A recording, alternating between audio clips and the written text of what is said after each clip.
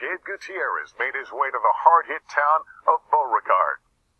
Y'all, oh my God. As it sped across eastern Alabama, the massive tornado taking out a cell phone tower before going on to splinter trees and obliterate homes.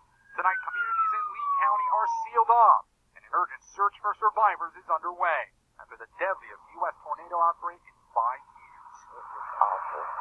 I've never seen something like it before in my life. It was bad. Tornado warnings were issued less than 10 minutes before the terrifying winds ripped through the area. So far, at least 23 people are dead. The governor has extended the state of emergency. We lost children, mothers, fathers, neighbors, and friends.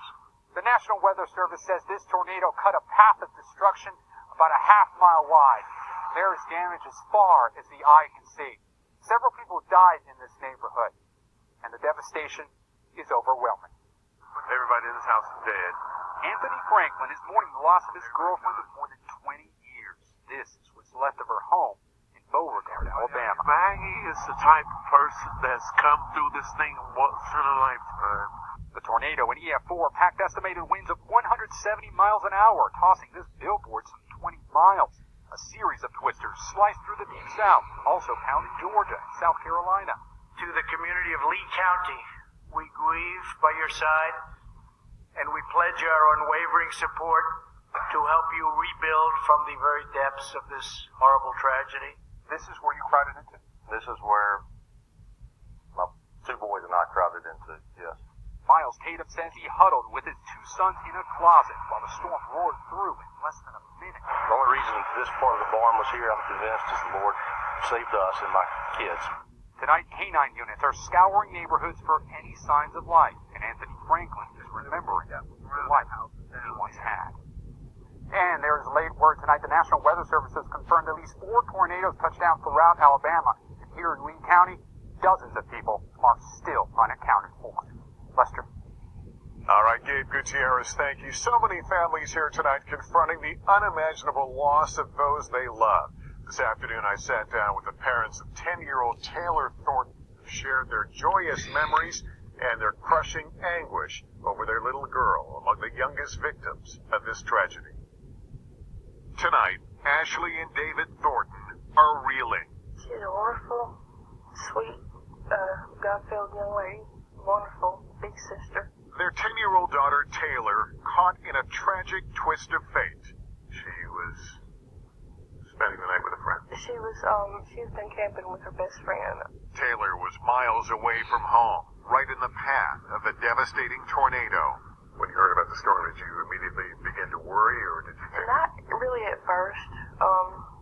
I guess because it really wasn't that bad at our area, and I didn't think it had gotten as severe as it obviously had become. But when they couldn't reach Taylor's friend's family, David left, desperately trying to make it to their house.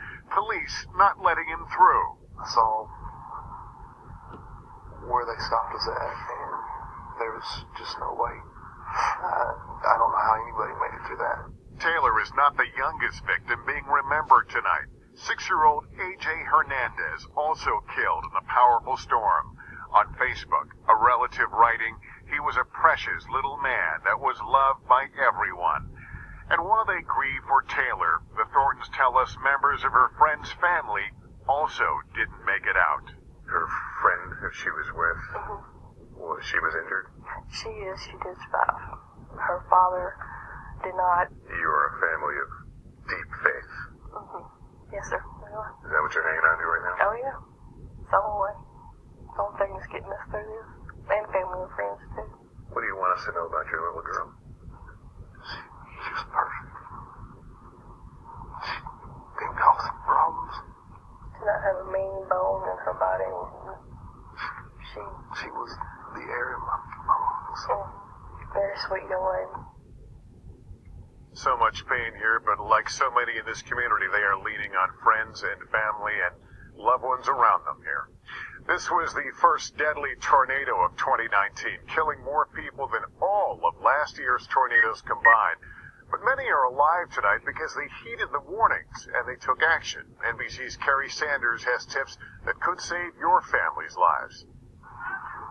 best friends alive because they knew what to do. When the sirens went off, that's when we took cover. Tyrion and Hannah heard the thunder, taking cover in a center room with no windows. We were down on the ground. There's a pillow right here.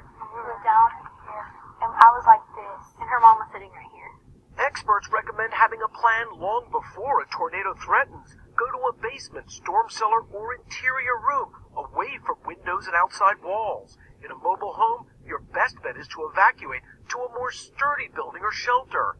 And the Weather Service suggests having multiple ways to receive warnings, like on a phone, TV, or NOAA weather radio.